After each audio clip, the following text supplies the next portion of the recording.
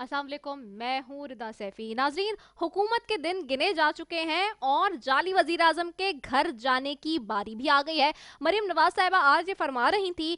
दूसरी तरफ हम ये देखते हैं कि पीडीएम एक फैसला करती है कि अब लाहौर जलसे के बाद जी इस्तीफों के ऊपर बात होगी। लेकिन सवाल ये है कि हम पूछ पूछ थक हार गए कि जी ये बताइए कि क्या वाकई सिंध हुकूमत भी इस्तीफे देगी, क्या वो भी घर जाएगी? क्योंकि जहां इस्तीफों की बात होती है तो वहां ये बात भी तय है कि पीडीएम की एक जमात पाकिस्तान पीपल्स पार्टी, उसकी एक सूबे में हुकूमत है, यानी कि सिंध के अंदर। लेकिन अगर ये इस्तीफों के ऊपर जाते हैं तो सवाल ये उठता है कि क्या इन इस्तीफों के अंदर अंदर, जहां पर आज जमात इस्लामी भी बात कर रही थी कि जी इस्तीफों की बात पर सोचा जा सकता है, तो क्या फिर इस सारे मामले के ऊपर क्या सिंध हुकूमत जो है वो अपने ओहदों से बरतरफ होगी, क्या इस्तीफे देगी, क्या मुस्ताफ़ी होगी? क्योंकि यहाँ पर जिस तरह से वो क्लेम करते हैं और जितनी तादाद में उनके एमपीएस हैं और जिस तरह की हुकूमत उनके पास है, क्या इस और उनके अपने चीफ एग्जीक्यूटिव इस वक्त सूबे के हैं, तो क्या इस सारी सिचुएशन में वो इस बात की कुर्बानी देंगे कि वो अपने इस्तीफे दें और घर जाएं? So this is a million dollar question. Again जी, आगे हम बढ़े तो देखते हैं कि कोरोना की दूसरी लहर एक तरफ हमारे सर पे खड़ी है, लेकिन हम कितने संजीदा हैं?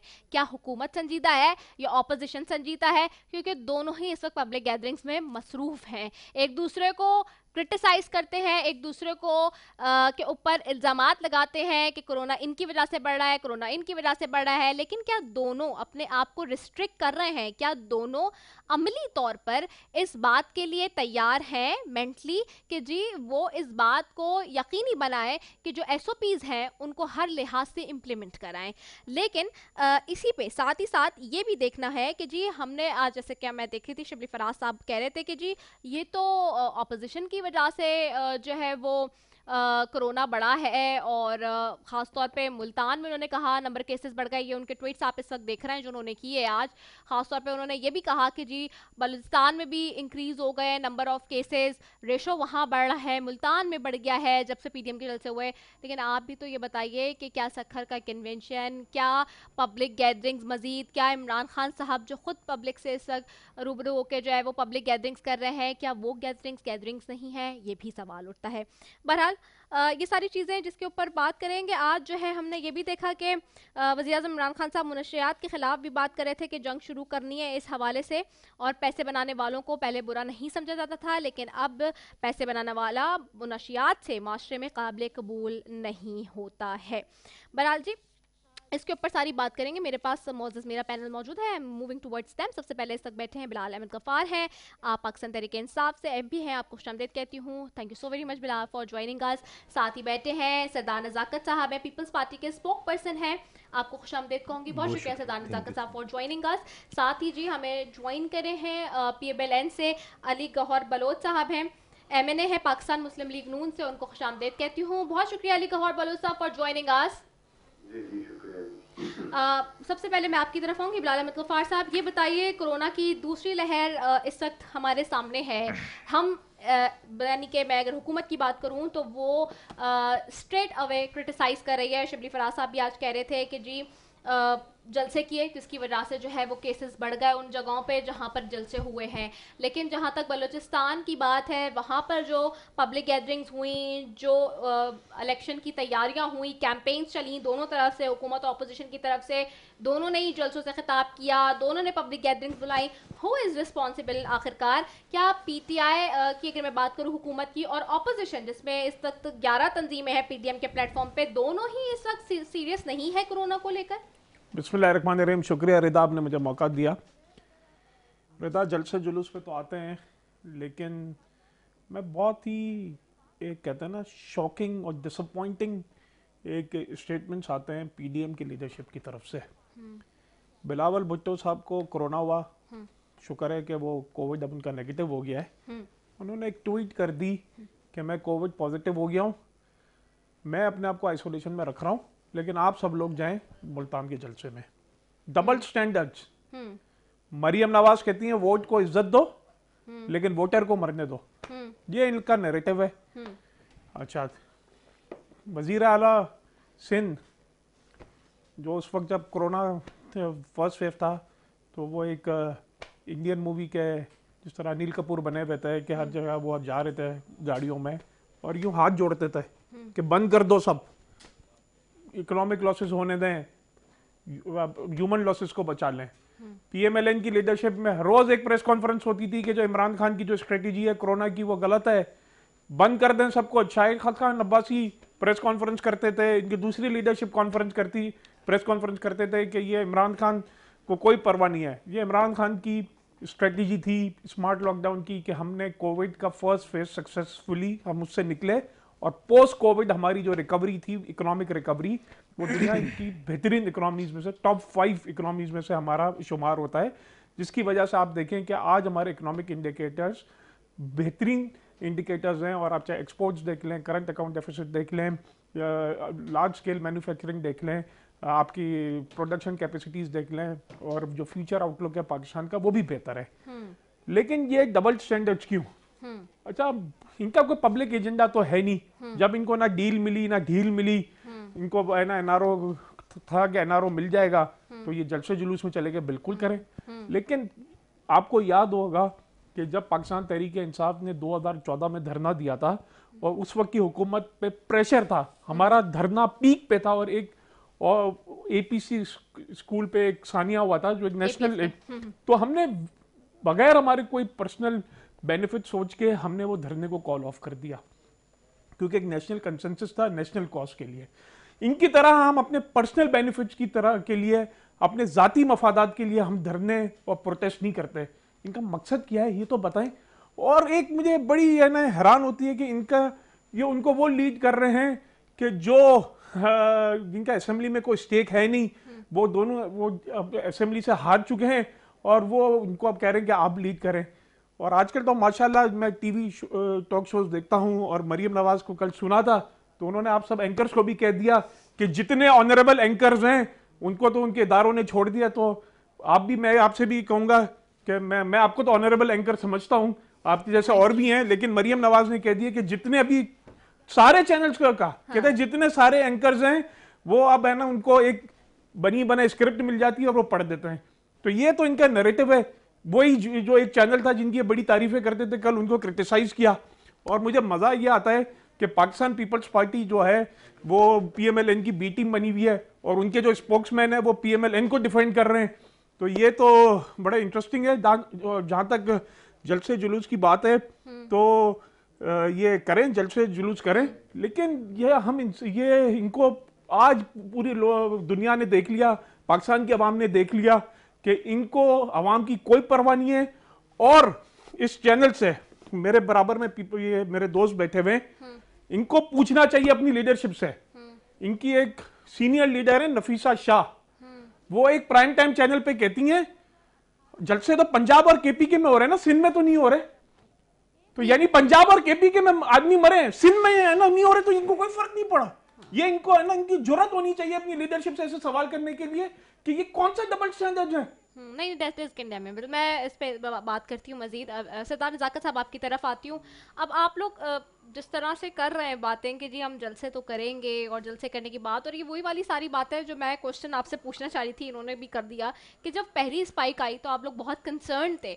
अब और अभी भी जब परसों नासिर शाह साहब मेरे प्रोग्राम में थे तो मैंने उनसे पूछा उस वक्त भी कि आप ये बता दें कि क्या आप WHO की जो एडवाइजरी है, हेल्थ एडवाइजरी, उसका पहला स्टेप है जिसमें था कि 6 फुट का फासला, क्या आप वो अपने जलसों में करवा पाएंगे वो 6 फुट का फासला, या चले 3 फुट का फासला भी बरकरार? उन्होंने ये अग्री कर लिया कि नहीं करा पाएंगे, ये बात तो तय हो गई है। अब इस वक्त जो मेरा सवाल अब आगे का ये कि ये इस पर तो हम बहुत बात कर चुके हैं, क्या पीडीएम जो आज बात करिए इस्तीफों की, क्या वो पीडीएम एक पेज पर है इस्तीफों की? और चूंकि आपकी तो यहाँ हुकूमत है सिंध में, क्या आप लोग उससे हाथ धोने के लिए राजी हैं? बहुत शुक्रिया रिदा। सबसे पहली बात है कि कोविड-19 के जितने WHO के प्रिकॉशंस हैं, मेरे ख्याल में सबको उसको फॉलो करना चाहिए और SOP को फॉलो करना चाहिए, न कि सिर्फ PDM को बल्कि हुकूमत के जो प्रोग्राम हो रहे हैं, जैसे आपने अपने इंट्रो में कहा जो सखर का प्रोग्राम था, और इमरान खान साहब मेरे ख्याल में मंशियात पे लेक्चर दे रहे थे और पूरी पाकिस्तानी कौम हंस रही थी कि एक बंदा एक घर में एक मंशियात का आदी हो और उस सारा घर तबाह हो जाता है। तो इससे सारी कौम, मुझ समेत सारे, हो सकता है PTI के लोग भी हंस रहे थे जब इमरान खान जैसे आदमी मंशियात के ऊपर लेक्चर दे रहे थे। मैं समझता हूँ कि इस वक्त पाकिस्तान के अंदर कोविड-19 से ज्यादा कोविड-18 खतरनाक है, जो पाकिस्तान के ऊपर हमारे इदारों ने हमारे ऊपर मुसल्लत किया और पाकिस्तान का ये हाल हुआ कि आज पाकिस्तान के तमाम लोग सवाए बद्दुआओं के और पाकिस्तान के लोगों के पास कुछ नहीं है, कि पाकिस्तान में ऐसे नायर लोग मुसल्लत हो चुके हैं कि जो सिर्फ अपनी पॉइंट स्कोरिंग के लिए अपोजिशन को टारगेट करते हैं, करप्शन का वावेला करते हैं, बाकी इनकी तमाम करप्शन हलाल समझी जाती है। आपने देखा होगा कि इमरान खान साहब के दाएं बाएं जो 15 लोग बैठे हुए हैं वो सारे नैबज़दा लोग बैठे हुए हैं, या उनके ऊपर इंक्वायरी चल रही है या रेफरेंसेस बने हुए हैं। लेकिन इन सारे चोरों को लेके, उन सारे चोरों को इमरान खान पाकिस्तान का वाहिद प्राइम मिनिस्टर है जो सबको फैसिलिटेट कर रहा है।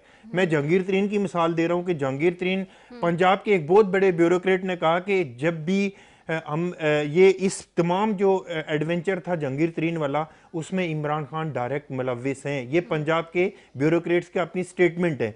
फिर आपको याद होगा कि इमरान खान साहब बहुत ज़्यादा स्पीचेस करते थे इसके ऊपर, करप्शन के ऊपर, लेकिन आज पाकिस्तान के अंदर कोई ऐसा डिपार्टमेंट नहीं है। मैं इनसे पूछता हूं कि जो 12 अरब रुपए की करप्शन रोजाना इन्होंने रोकनी थी, वो 12 अरब रुपए कहां पे गया है? जहां तक आपकी इस्तीफों की बात है, मैं आपको बिल्कुल इंश्योर कर रहा हूं कि अगर पीडीएम फैसला करेगी तो हमारी लीडरशिप फैसला करेगी, तो पाकिस्तान पीपल्स पार्टी कोई इस्तीफा तो कोई हैसियत ही नहीं है अपनी लीडरशिप के सामने। उसमें मेरे ख्याल में जो स्टेप वाइज इस्तीफे होंगे, जैसे फेडरल में हुए और उसके बाद सेनेट में होंगे, अगर सूबाई असेंबली की भी जरूरत पड़ेगी, अगर पाकिस्तान पीपल्स पार्टी के चेयरमैन बिलावल भुट्टो जरदारी ये फैसला करेंगे पीटीएम में बैठ के कि इस्तीफे देना जरूरी है, तो इस्तीफे बिल्कुल आ जाएंगे। ठीक है, चलें। जब मैं एक चीज बिलाल भाई ने बात की ना, मैं समझता हूँ कि इस वक्त सिर्फ इनको पीडीएम के जो प्रोग्राम है उससे पेट में इनको बहुत ज्यादा मरोड़ उठ रहे हैं, और जब भी पीडीएम का प्रोग्राम होता है कोरोना को ये पीक पे लेके जाते हैं। बाकी जितने देखिए बिलाल, मैंने आपको जितने प्रोग्राम हुए, आप ये बताओ उसमें एसओपीस फॉलो हुए, चले मुझे बता मैं कह रहा हूं कि 100% फॉलो होने चाहिए। एसओपीस फॉलो, पहला मैंने एडवाइस दी, 6 फुट या 3 फुट फॉलो होने चाहिए। लेकिन अगर हमारे मुल्क के अंदर जो सीएम साहब ने हाथ जोड़ के बताया था हमें, याद है हमें, ये तो पाकिस्तान का वो प्राइम मिनिस्टर है जो कहता था कि इसको कोरोना से तो डरना ही नहीं है, ये अच्छा ठीक है, उनकी तो गलती मान ली ना, उनको तो माना हमने, उनको क्रिटिसाइज किया, अब आप लोग की बारी, आप लोग बता रहा हूं ना कि कोविड-19 से मैं समझता हूं कि कोविड-18 जो हमारे ऊपर मुसल्लत किया गया है इमरान खान की शक्ल में, वो सबसे ज्यादा डेंजरस है इस कौम के लिए। कोरोना से तो फिर भी बच जाएंगे, लेकिन 100 रुपए के करीब अगर आटा 1 किलो होगा तो कैसे खरीद पाएंगे लोग? अच्छा, एक बात लोग बताएं, मर जाएंगे अगर कोरोना इनसे से जान आप नहीं लोग छूटी। मुझे लगता है ये है ना, आटा लेने नहीं जाते इनसे एक बात बताएं, अगर इनसे जान नहीं छूटेगी, अगर इनसे जान नहीं छूटेगी, मैं समझता हूँ कि पाकिस्तान डिजास्टर की तरफ जा रहा है। अच्छा, बिलाल को मैं तकरीबन को 6-7 साल से देख रहा हूँ इकोनॉमी के फेक स्टैटिस्टिक देके अपने प्रोग्राम निपटा के ये चले जाते हैं। हमारे भाई ये दोस्त हैं, लेकिन मैं इनकी हिम्मत को दाद देता हूँ पीटीआई वालों को। आज भी इमरान खान जैसे आदमी को डिफेंड कर रहे हैं। के स्टेटस पे बात नहीं कर रही, पहली आप इनसे क्या सवाल पूछ रही हैं? आप इनसे ईस्ट का सवाल पूछ रही हैं, वेस्ट का जवाब दे रहे हैं। एक मिनट रिदा, बिलाल देखो, मैंने आपकी तकरीर में कोई आपने गलत बात है, बर्दाश्त नहीं करूंगा। प्रोग्राम नहीं करने दूंगा, मैं आपको प्रोग्राम नहीं करने दूंगा, बात नहीं कर सकते। मेरी बात मैं बोलने नहीं दूंगा। ये झूठ, अच्छा एक सेकंड इनका लेट हिम कंप्लीट, फिर मैं आपसे कंप्लीट कर रहा हूं ना। पाकिस्तान के अंदर कोविड-18 इमरान खान की सूरत में इससे जान छुड़ानी पड़ेगी, तो जाके पाकिस्तान के अंदर आप अपने कैमरामैन या आम आदमी से पूछ रहे, एक मैं इनको कल चैलेंज करता हूं ना, एक पब्लिक प्लेस पे एक प्रोग्राम तो करके दिखाएं, इनको लग पता जाएगा कि अवाम का रिएक्शन क्या होता है। नज़ाकत साहब, मुझे एक बात बताइए कि सिंध में, एक मिनट में कंप्लीट कर लो फिर आपसे बुला ले रही हूं, आप नोट कर लें अपने पॉइंट्स। मुझे ये बताइए कि सिंध में तो आपकी हुकूमत है, बिल्कुल हुकूमत है। प्राइस मैकेनिज्म का जो फार्मूला होता है वो लोकल है या फेडरल का मामला है? सब्जेक्ट ये बताइए। फेडरल है, मैं आपको बता देता हूँ, जितनी प्राइसेस सेट होती हैं वो फेडरल से आती हैं, वो फेडरल सेट करता है तो सुबह उस पे इंप्लीमेंटेशन करवाते हैं। फेडरल उसको सेट करता है, मेरी सुन लेना, फेडरल उसको सेट करता है, सुबह उस पे इंप्लीमेंट करवाते हैं। आपकी और बिलाल साहब की मालूमात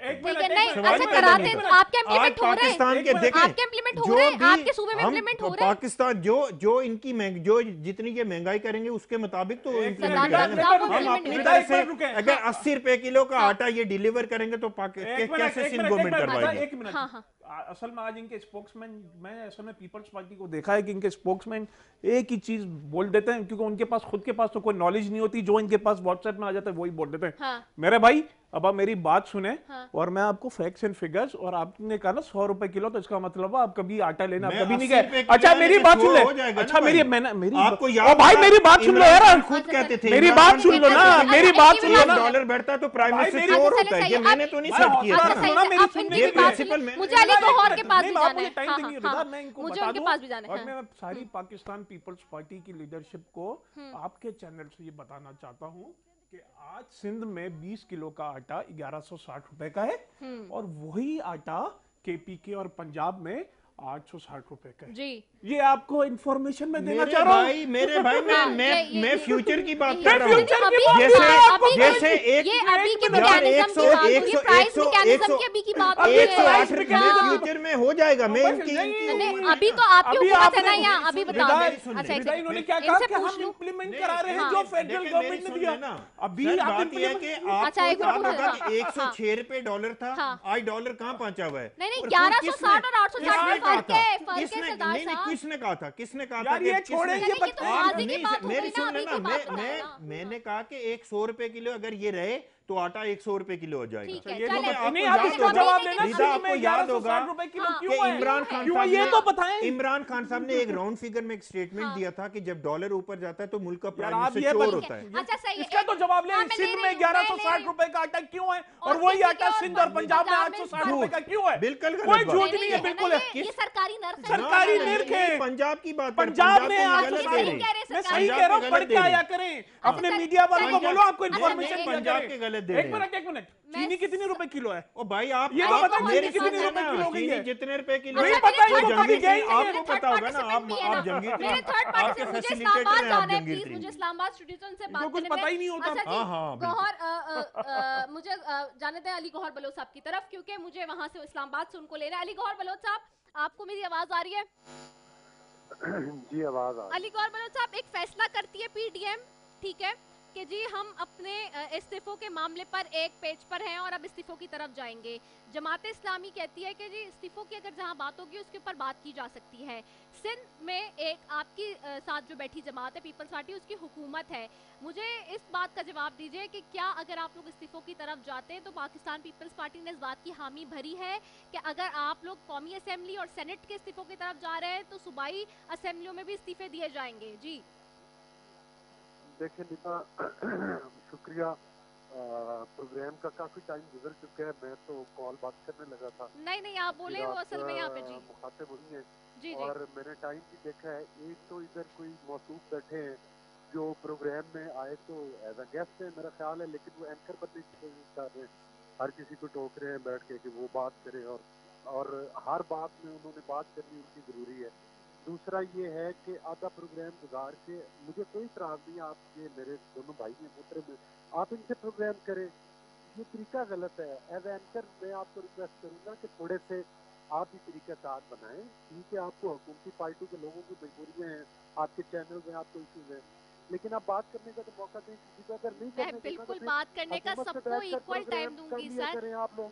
सर मैं सबको तो टाइम दे रही ये हूँ। एक पॉइंट मैं टाइम वो आप यहाँ उस पे तरह आपके से सामने नहीं मैं कह रही ना, बीचों अभी बीच आपको करा रही हूँ उनका, वो खामोश होंगे थोड़ी तो मैं देर आपसे बाद आऊंगी ना बात करने के लिए। मैं इतनी देर से कह रही हूँ यही बात। थोड़ी देर बाद अभी आपको ब्रेक याद आ जाएगी। नहीं, मैं बिल्कुल ब्रेक पे नहीं जा रही जब तक आपकी बात मुकम्मल नहीं होगा, आपका पूरा मौक़िफ़ जब तक मुकम्मल नहीं होगा। Come to the point please. जी मैंने देखिए गुजारिश किया कि मैंने बातें सुनी। पहली बात तो ये है कि असेंबली के फ्लोर पर मैंने खुद कहा जी कि एक डूब टेस्ट होता है जो खिलाड़ियों का किया जाता है, जी आपको पता है ना, कि जी, जिसमें जी। कोई मेडिसिन ले रहा हो, कोई नशा आवर चीज ले रहा हो, तो वो किया जाता है। मैंने असेंबली के फ्लोर पे कहा कि ये हमारे न्याजी साहब जब कंटेनर पे खड़े होकर बात करते थे तो ये कहते थे कि ऊपर से नीचे तक एक साफ हो, तो मैंने कहा प्राइम मिनिस्टर का डूब टेस्ट करवाएं, हमारा भी करवा लें, सही। पता चल जाएगा। हर मेंबर का करवाएं, उसमें नून के भी हैं, पीपी के भी हैं, पीपल्स पार्टी के भी हैं, सारे हैं, नून दीगर जमातों के भी हैं। तो इनके लोगों ने बड़ा माइंड किया और स्पीकर साहब ने कहा आपने ये क्या बात कर दी। इसका मतलब है कि इनका प्राइम मिनिस्टर डूब टेस्ट करवाने से भी भागता है, और इंतहाई अफसोसनाक, मैं मजम्मत करता हूँ वाकई कि आज वो इम्तियाज मंशियात के दफ्तर का दौरा कर रहे हैं और वो उधर ऑफिस का विजिट कर रहे हैं। एक तो ये है कि उस सूरत में जब तक कि वो अपना टेस्ट करवा के पब्लिक के सामने पब्लिक ना करे मीडिया के ऊपर, उनको मंशियात वाले ऑफिस को विजिट ही नहीं करना चाहिए, उनका डेकोरम ही नहीं बनता। सर दूसरी मैं ये गुजारिश करूंगा कि ये इधर बहस कर रहे हैं आटे पर, आप लोग चीनी पर कर रहे हैं, तो मैं इनसे पूछता हूँ कि 2018 के इलेक्शन से पहले चीनी का क्या रेट था? अगर इनको इतनी फिगर याद है मौसूफ पीटीआई वाले को, जी तो ये बताए ना कि उस वक्त 2018 में जब हमारी गवर्नमेंट खत्म हुई उस वक्त चीनी का क्या रेट था, उस वक्त आटे का क्या रेट था? जब आपने आटे और चीनी के ऊपर डाका डाला, जब आपकी नैब न्याजी पार्टनरशिप जो है वो इस वक्त मुल्क में अरूज पर है, आप जी चीनी चोरी कर लें आपको कोई नहीं पूछेगा, आप आटा चोरी कर लें आपको कोई नहीं पूछेगा, आप पब्लिक का वोट चोरी कर लें आपको कोई पाकिस्तान का इदारा नहीं पूछेगा, सही आप बीआईटी पिशावर से अरबों रुपए खा जाएं आपको कोई नहीं पूछेगा। पाकिस्तान की सुप्रीम कोर्ट जिसने आपको जो है वो आप कहते हैं कि सादिक और अमीन का सर्टिफिकेट दिया, उसने उसी सुप्रीम कोर्ट ने कहा कि सुनामी ड्रीम में आप अरबों रुपए खा चुके हैं, हड़प कर चुके हैं।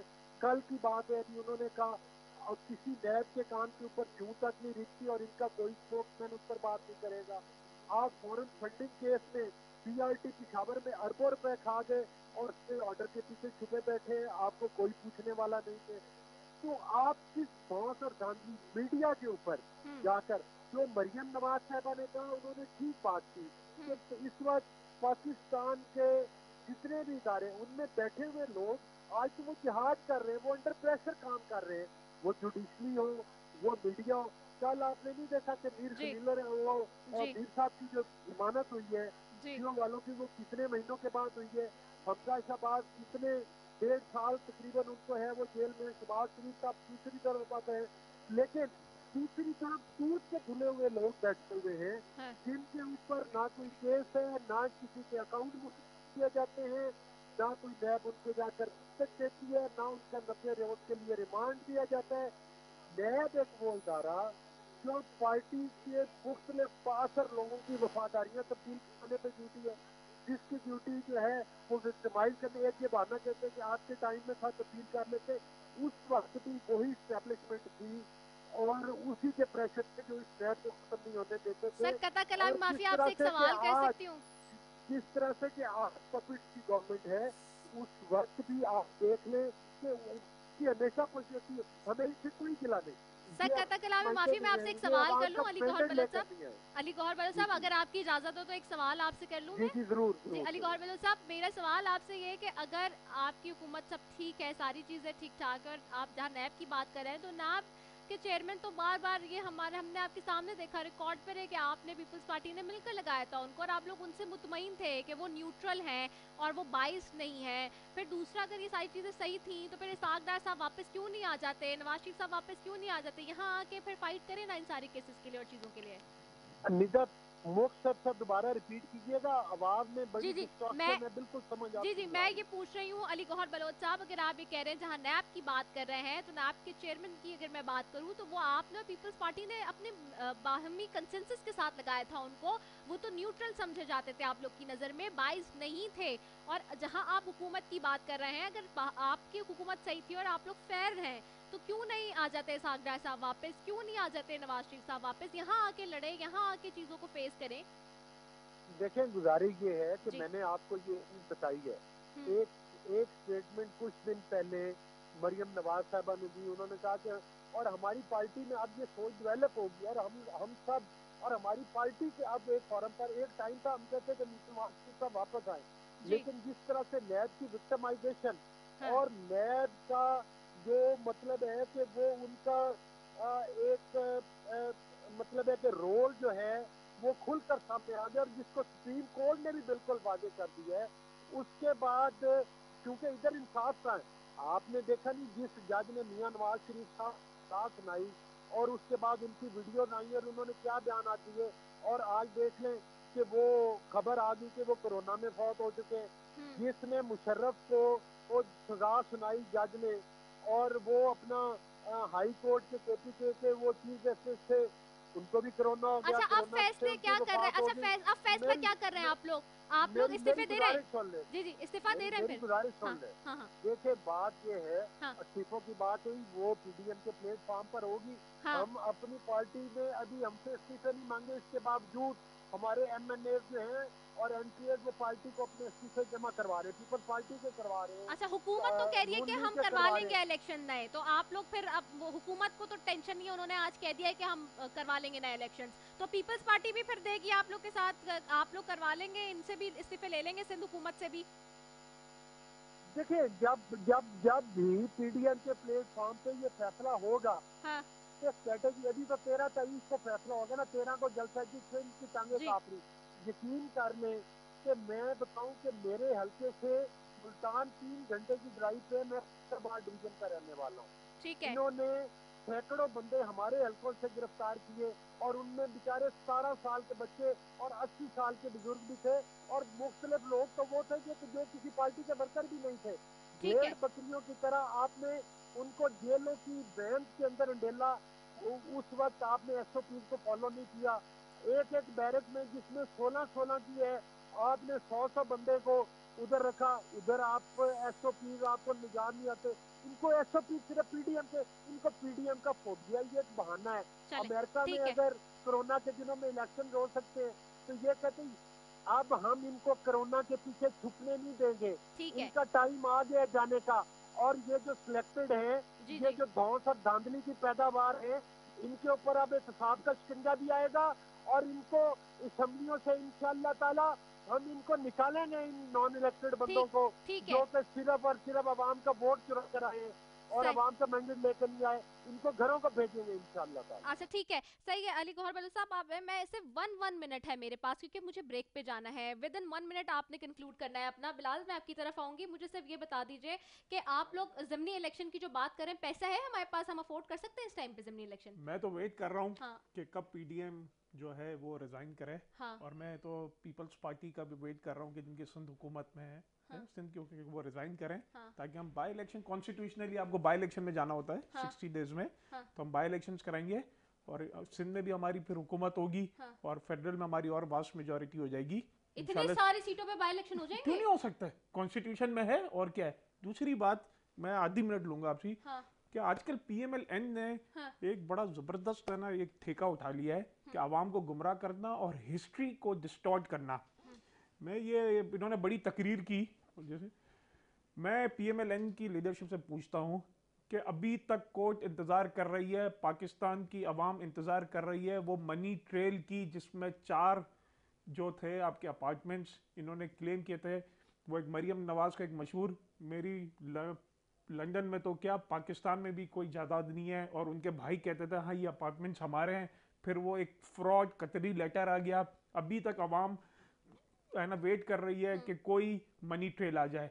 वो एक शहबाज शरीफ साहब कहते हैं मेरे अब्बा जो हुजूर थे वो एक गरीब खानदान के थे। नवाज शरीफ कहते हैं मेरे अब्बा जो थे वो खानदानी अमीर थे। तो अच्छा, दूसरी बात कि जो मरियम नवाज और ये जो आजकल पीएमएलएन ने जो बयानिया लिया हुआ है, और वो एंटी स्टेट बयानिया, इदारों को डायरेक्टली इंसाइट करना और डायरेक्टली इदारों को ब्लेम करना, यही इदारे जब इनको फेवर दें, यही जुडिशरी जब जस्टिस कय्यूम की अदालत है इनको फेवर दे, यही नैब अदालतें जब इनको बेल पे दे, तो ये लोग बड़े सब इदारे अच्छे हैं।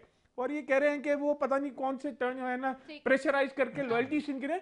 मैं हिस्ट्री चेक करवाना आपको रिकॉर्ड पे लाना चाहता हूं कि शहबाज शरीफ की जो 2007 से 2012 जो पंजाब गवर्नमेंट बनी थी, उसमें पीएमएलक्यू के जो आपके टर्न फॉरवर्ड ब्लॉक था उसकी मदद से पीएमएलएन की बनी थी। और आज सब लोग अवाम ये कह रही है कि, और मैं पीएमएलएन की लीडरशिप से पूछता हूं कि नवाज शरीफ जो कह के गए थे कोर्ट को कि मैं इलाज करके 6 हफ्ते में वापस आऊंगा, और जिसके जामिन शहबाज शरीफ हैं, नवाज शरीफ वापस क्यों नहीं आ रहे? क्योंकि मरियम ने तो कह दिया वो वापस नहीं आएंगे। ठीक है, सही है, मैं आपकी तरफ आऊंगी। सदाना ज़कत साहब 1 मिनट एक इंक्लूड करेगा आप अपना, उस पर मुझे बताएं। फिर इस्तीफे देने जा रहे हैं आप, वफाक में तो दे रहे हैं ना फिर आप लोग? देखें, हम अगर इस्तीफे हाँ। देंगे भी, हाँ। लेकिन पीटीआई के जो लोग पाकिस्तान के अंदर सेलेक्ट हुए, बिलखुसूस कराची में, हाँ। वो लोग पाकिस्तान के ऊपर मुसल्लत किए गए, चाहे प्रोविंशियल में या फेडरल में, हाँ। वो लोग मुसल्लत किए जो काउंसलर मुंतखब नहीं हो सकते। और मैं आपको क्लियर बताऊं कि वो लोग अपनी कॉन्स्टिट्यूंसी से वाकिफ नहीं है कि मेरी मेरे कॉन्स्टिट्यूंसी हल्के में कहां से। पीपल्स एक मिनट पार्टी का बिलाल, मैंने कैंडिडेट आपको की इंटरप्ट जमानत नहीं जब्त किया। हुई थी। देखो बिलाल, या तो मैं आपको फैक्ट्स बता रहा हूँ, पीपल्स पार्टी के कैंडिडेट की जमानत जब्त हुई मैं थी। इसको बिलाल में देखो, आपकी ये बड़ी बुरी आदत है पीटीआई वालों की ना, आप दूसरे को बोलने नहीं देते। मैं आपको बताऊं कि ये काउंसलर बनने के लायक नहीं है ये लोग। बहुत सारे लोग यहाँ कराची में ऐसे भी जीते हैं जिनको रात को हमारी लॉ एनफोर्समेंट एजेंसीज ने उठाया जाके कि भाई आप लोग जीत चुके हो, जाके आप वहां पे जश्न बनाओ। ये पोजीशन है इनकी। ये काउंसलर नहीं मुंतखब हो सकते। अली जैदी जैसे लोग और दूसरे तीसरे जितने लोग हैं ना, ये ज़िमनी इलेक्शन की बात कर रहे हैं। मैं ये कह रहा हूं कि पाकिस्तान के अंदर ये पीडीएम का जो 13 तारीख को होने वाला जलसा है, ये इंशाल्लाह उसको ही बर्दाश्त नहीं कर सकेंगे। उसमें आइंदा के लाएअमल का ऐलान होगा। पाकिस्तान पीपल्स पार्टी के चेयरमैन बिलावल भुट्टो जरदारी और जितनी पीडीएम की लीडरशिप है, उसमें आइंदा के लाएअमल का ऐलान करेंगे। और मैं आपको आपके प्रोग्राम में भी कह के जा रहा हूं कि ये हुकूमत जनवरी से पहले इंशाल्लाह चली जाएगी। बिल्कुल, मैं आपको और सेनेट का इलेक्शन नहीं होगा, आप लिख लें मेरी बात। बिल्कुल, सेनेट के इलेक्शन से पहले ये हुकूमत चली जाएगी। और इमरान खान जैसे लोग पाकिस्तान और इमरान खान के आसपास में जितने लोग बैठे हुए हैं, वो सारे बैग बांध के बैठे हुए हैं।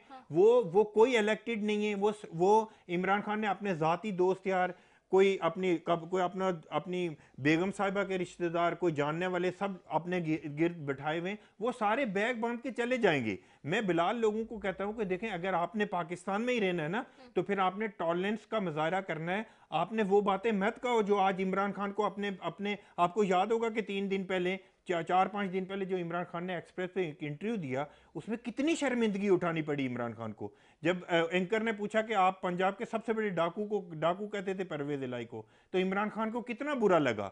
तो मैं इन दोस्तों को भी कहता हूं कि कम से कम आज इनकी हिम्मत को मैं दाद देता हूं कि बिलाल जैसे लोग इस करप्ट तरीन हुकूमत, नाहल तरीन हुकूमत और कोविड-18 हुकूमत को ये लोग डिफेंड करने आ जाते हैं। बड़ी हिम्मत की बात है इनकी।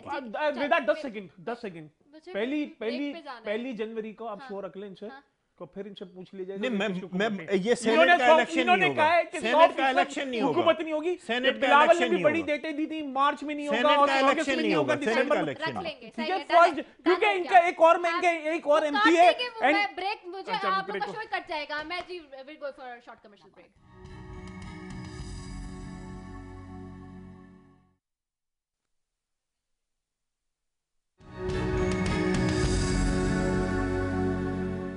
वेलकम बैक नाजरीन। दूसरी तरफ मैं बार बार इस पे बात करना बहुत ज़रूरी है। इस वक्त नेशनल कॉज है कोरोना के हवाले से बात करना। कोरोना की दूसरी लहर में तेज़ी से इजाफा। पाकिस्तान में कोरोना से मजीद 37 अफवात हुई हैं। 5 माह के बाद एक दिन में रिकॉर्ड केसेस रिपोर्ट हो रहे हैं। गुज़िश्ता 24 घंटों के दौरान मुल्क भर में कोरोना के 39,076 टेस्ट किए गए हैं, जो सरकारी पोर्टल बताता है, जिनमें से 47,095 अफराद में कोरोना वायरस की तस्दीक हुई है। सरकारी पोर्टल कह रहा है मुल्क भर में कोरोना के मस्बत केसेस की शरह 9.71% तक पहुंच गई है। एनसीओसी बताता है कराची में सबसे ज्यादा 21.331% पॉजिटिव केसेस सामने आए हैं। साथ मुल्क भर के मुख्तलिफ शहरों में 4,103 जगहों पर स्मार्ट डाउन किया गया है और 81% केसेस शहरों में से रिपोर्ट हो रहे हैं, जो कि एनसीओसी की रिपोर्ट अपनी बता रही है। आज की मुझे इस वक्त ज्वाइन कर रहे हैं डॉक्टर जफर मिर्जा हैं, साबिक मामले खुसूसी बराए सेहत हैं। मैं आपकी बहुत शुक्रगुजार हूँ डॉक्टर जफर मिर्जा साहब। Thank you so very much for joining us. Doctor साहब, आपको मेरी आवाज आ रही है? आपकी आवाज मुझे बड़ी मध्यम आ रही है जी। जी, अब सही आपको मेरी आवाज आ रही है डॉक्टर साहब? जी, मुझे आपकी आवाज बहुत मध्यम आ रही है। अब आपको सही आएगी अभी आवाज। अब देखिए, अब चेक करिए, ठीक है अब? जी जी डॉक्टर साहब, बहुत शुक्रिया कि आपने मुझे ज्वाइन किया। डॉक्टर साहब, कोरोना की दूसरी लहर है, हम कितना तैयार हैं? जी, दूसरी लहर है और सिर्फ पाकिस्तान में नहीं बल्कि पूरी दुनिया के अंदर है और पूरी दुनिया में रिकॉर्ड केसेस और अमवात रिपोर्ट हो रही हैं जी। जिसका मतलब ये है कि दूसरी लहर जो है वो पहली की निस्बत ज़्यादा शिद्दत है इसके अंदर। पाकिस्तान की तैयारी के हवाले से मैं यही कहूँगा कि पहली लहर में चूंकि हमें एक तजर्बा हासिल था, तो उस हवाले से हम ये कह सकते हैं कि हमें एक बेनिफिट है ऑफ द हाइंडसाइट जिसे कहते हैं, क्योंकि हम एक दफ़ा इससे निपट चुके थे। राइट। लेकिन मेरा मुशाहिदा ये है कि हमने उससे कोई ख़ास फ़ायदा नहीं उठाया, और गो के जो ट्रेंड हमें नज़र आना शुरू हो गया था तकरीबन 10 हफ्ते पहले कि केसेस बतदरीज बढ़नी शुरू हो गई थी, तो हमें उस फौरी तौर पे उसके ऊपर एक्शन लेना चाहिए था। मेरे ख्याल में थोड़ा सा हमने डिलेड एक्शन लिया है, और जिसकी वजह से शायद हम उसको उस मुस्तदी के साथ कंट्रोल नहीं कर पाए जो कि कर लेना चाहिए था। ठीक है डॉक्टर साहब, ये भी बताइएगा कोरोना वैक्सीन के हवाले से कब तक पाकिस्तान में मयसर होगी, आप किस तरह इसको देख रहे हैं, कुछ बदल सकेगा? जी, गो के गवर्नमेंट ने तो ये कहा है, और जाहिर है कि वो किसी बुनियाद पे कहा है कि मार्च अप्रैल तक पाकिस्तान में वैक्सीन अवेलेबल हो जाएगी। लेकिन मुझे ऐसे लगता है कि जो तो वैक्सीन हैं वेस्टर्न यूरोप और अमेरिका वाली वैक्सीन, वो तो मुझे नहीं लगता कि हम मार्च के एंड तक शायद पाकिस्तान में आ सकें। मेरा अपना अंदाजा है, okay. मैं गलत हूँ। okay. लेकिन चाइनीज और रशियन जो वैक्सीन हैं, उनमें अगर गवर्नमेंट प्रॉपरली नेगोशिएट करे और उनके जो ट्रायल्स खासतौर पे चाइनीज वैक्सीन के पाकिस्तान में हो रहे हैं, अगर वो वक्त पे हो जाएं और वो अपनी एफिकेसी और जो उनकी अफादियत है वो प्रूव हो जाए, तो फिर वो मुझे ज़्यादा उम्मीद उसकी नज़र आती है कि पाकिस्तान में वैक्सीन जल्दी अवेलेबल हो सकती है। ठीक है डॉक्टर साहब, ये बताइएगा पाकिस्तान में बढ़ते कोरोना केसेस का जिम्मेदार कौन है, आप क्या समझते हैं? पाकिस्तान में बढ़ते हुए केसेस का जिम्मेदार पूरा पाकिस्तान है जी, इसलिए कि लोगों को भी अब पता था कि आने वाले दिनों में केसेस बढ़ेंगे, तो हमें क्या तदाबीर करनी चाहिए, क्योंकि उनको भी पहली जो वेव है उसका अंदाज़ा था। गवर्नमेंट का भी जाहिर है कि रिस्पॉन्सिबिलिटी प्राइमरीली गवर्नमेंट की भी है, लेकिन ये सिर्फ गवर्नमेंट पे ऐसी चीज़ें नहीं छोड़ी जा सकती, ये पूरी कौम इसमें जब तक इन्वॉल्व ना हो, हर सेक्शन ऑफ सोसाइटी जब तक इसमें इन्वॉल्व ना हो, तो मैं ये समझता हूँ जी कि हम सब इसके रिस्पॉन्सिबल हैं। अलबत्ता चंद एक ऐसे अनासर, चंद एक वजूहात इस तरह की हैं कि जो गैर मामूली हैं इस सेकंड लहर में पाकिस्तान में खास तौर पे जी। और उनमें एक जो खास तौर पे गैर मामूली वजह है वो ये है कि हम पॉलिटिक्स को जो है वो ज़्यादा फोकियत दे रहे हैं निस्बतन इसके कि लोगों की सेहत और उनकी जान की जो हमें परवाह होनी चाहिए सियासतदानों को, सियासी लीडरान को, वो हम उस तरह नहीं कर रहे। मेरा ख्याल है कि हमारी जो तरजीहात हैं वो गलत हैं सियासी तौर पे इस वक्त। दो ऐसी क्या चीजें हैं इसका हमें बड़ा नुकसान पहुंचेगा जी। जी ठीक है डॉक्टर साहब, दो ऐसी क्या चीजें जो कोरोना के फैलाव को रोक सकती हैं आप समझते हैं पाकिस्तान में? जी, सबसे पहले तो इसमें यह है कि हम दो चीजें अगर आपने पूछी हैं, तो एक तो ये कि हमें टेस्टिंग बढ़ानी चाहिए जी पाकिस्तान में। और पाकिस्तान जितने टेस्ट इस वक्त कर रहा है इससे दुगने तकरीबन टेस्ट हमारे पास करने की सलाहियत है। और ये मैं इसलिए कह रहा हूँ कि जब टेस्ट ज़्यादा होंगे तो ज़्यादा लोग आइडेंटिफाई होंगे और उनको फिर आइसोलेट किया जा सकेगा, लॉकडाउन जो है वो ज़्यादा मौसर हो सकेगा।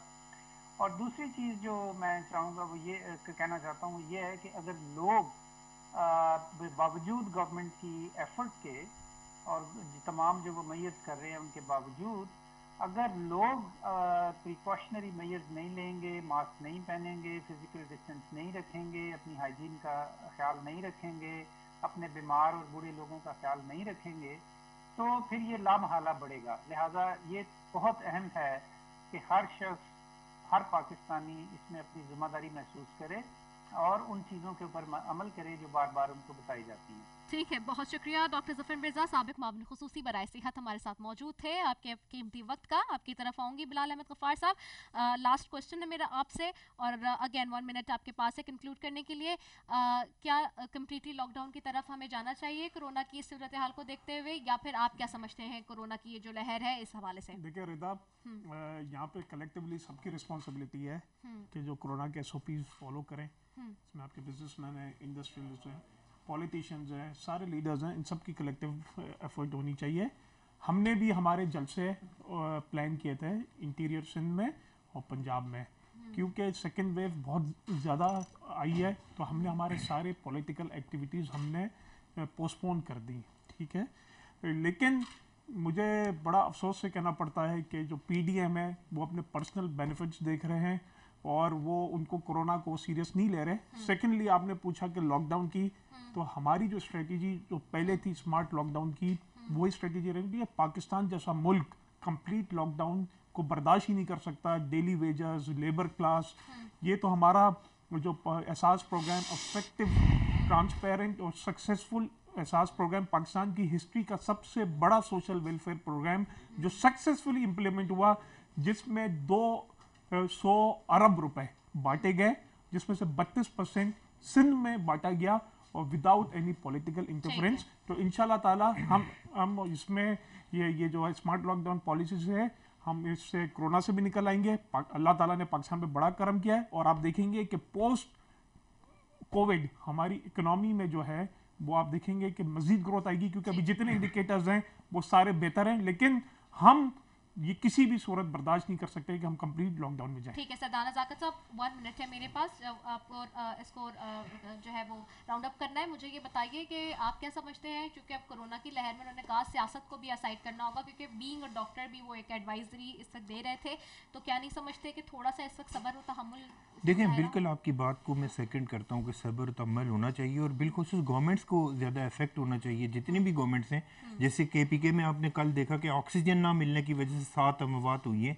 मैं समझता हूँ कि इस पे इमरान खान साहब को थोड़ा सा अगर एहसास हो, जो मदीने की रियासत का दावा करते थे, तो अपने केपीके के चीफ मिनिस्टर से कम से कम चीफ मिनिस्टर नहीं तो कम से कम एक एडवाइज़र से, एक मिनिस्टर से कम से कम रिज़ाइन तो लेना चाहिए कि 7 लोग, ये लोग लाड़काना में अगर किसी को कोई कुत्ता काटने पे ये लोग इतना पूरे पाकिस्तान में वावेला करते थे, तो 7 जिंदगियां केपीके के अंदर ऑक्सीजन ना मिलने की वजह से, जो मैं समझ रहा हूँ कि मैं सिर्फ पॉइंट स्कोरिंग नहीं कर रहा, बल्कि इसमें सारी जितनी सिंध गवर्नमेंट, वफाक की गवर्नमेंट और पूरे पाकिस्तान और जीबी एजेके की जितनी गवर्नमेंट्स हैं, सबको अपना अपना रोल अदा करना चाहिए और पाकिस्तान के तमाम लोगों को जो WHO की प्रीकॉशंस हैं, SOP हैं, उसको फॉलो करके आगे चलना चाहिए। और हमारे जितने प्रोग्राम होंगे, मैं इंशाल्लाह आपको इंश्योर कर रहा हूँ कि पाकिस्तान पीपल्स पार्टी और PDM के जितने पॉलिटिकल पार्टीज़ हैं, वो सारी कोशिश करेंगे कि अपने कारकुनों को SOP के मुताबिक प्रोग्रामों में शिरकत हो सके। ठीक है, चले अल्लाह करे कि ऐसा हो इंशाल्लाह। बहुत शुक्रिया बिलाल अहमद गफ्फार साहब आपका, सरदाना ज़ाकिर साहब आपका बहुत शुक्रिया, और हमारे साथ अली गौहर बलूच साहब थे इससे पहले, उनका भी बहुत शुक्रिया जी। नाज़रीन, इस वक्त हमें सीरियस कंसेंसस की ज़रूरत है, चाहे हुकूमत हो या अपोजिशन हो। डे वन से हम ये बात करें, जैसी सेकेंड स्पाइक आई थी, और सेकेंड स्पाइक की जो शुरुआत हुई थी वो जब गिलगित बल्तिस्तान के इलेक्शन हो रहे थे और जब दोनों तरफ से लोग वहाँ पर पब्लिक गैदरिंग्स कर रहे थे खुल्लम खुल्ला। सो बहरहाल जी, अल्लाह करे कि आगे इस चीज़ की सेंस ऑफ मेच्योरिटी हमारे पॉलिटिशियंस में डेवलप हो, गवर्नमेंट अपोजिशन में डेवलप हो, और वो कुछ सीरियस किस्म के जो है स्टेप्स ले सकें। इसी के साथ अपनी मेज़बान रिदा सैफी को दीजिए इजाज़त। पाकिस्तान जिंदाबाद।